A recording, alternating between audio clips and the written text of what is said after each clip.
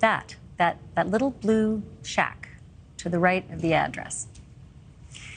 It used to be that there was a security guard that used to drive a car and just park there all day and all night. But now it looks a little more permanent. And that makes us wonder if it's because it's possible that house will not be torn down quite so soon. Maybe it will stay up until trial. And right now, that date is slated for October 2. Whether it happens on that date or not, anybody's guess. Brian Entin is standing by live right now outside of 1122 King Road. That was a big surprise. Seeing that guard station, that's all I can guess it is, Brian, a guard station. What did you find out? Yeah, it's like a little guard hut, Ashleigh, and you really said it perfectly. I mean, it's quiet out here. It's very, very sad, as it always is, but it's especially sort of eerie because most of the students have gone home. It's not lit out here anymore, so when it gets dark, it's pretty much totally pitch black. I was out here last night. Take a look, though. You mentioned the difference now. There used to just be the security car. Now this, like, hut has been erected here on a trailer. The security guard right now is actually inside that hut. That's where they stay all the time. There's a guy who works the overnight shift who I saw last night who comes on a bike and then just stays in the hut all night long.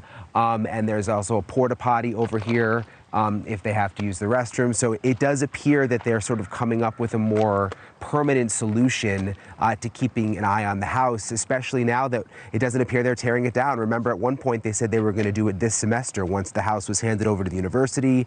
Then the university wanted some input from a judge when there were new questions about whether a jury might want to tour the house when there's eventually a trial. And that's the last we've heard. The university hasn't said anything else. We haven't heard from a judge.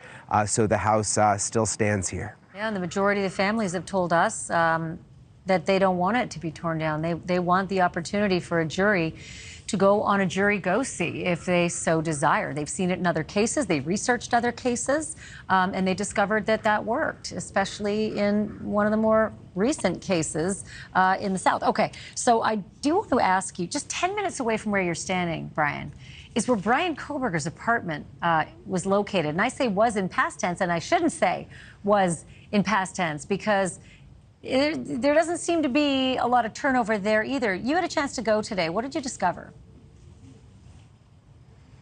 Yeah, I went over there to Washington State and Pullman, just over the border in Washington, just to see what was going on over there. I hadn't been here in a couple of months, to see if someone new had moved into the apartment or if there was any new action from the neighbors. It's still vacant. Take a look at what I found. This is Brian Kohberger's apartment building here in Pullman, Washington. It's pretty quiet right now because school is out for the summer. It's all graduate students who live here, so there's still some people in town, but for the most part it's quiet.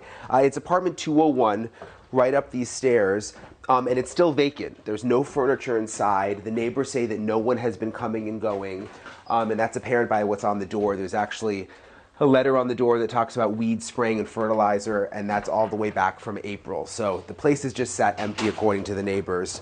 But I want to show you, you remember in the search warrants that were released, they talked about a side storage unit. It didn't end up being significant because police said they didn't find anything inside, but they said that there was a spot for a padlock. They searched it. I was curious where that was.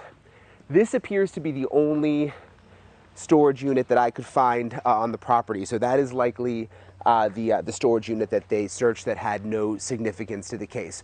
Also interesting, you'll remember NewsNation first reported that an associate of Kohberger actually had a home break-in at her apartment. That apartment is in one of the buildings back this way.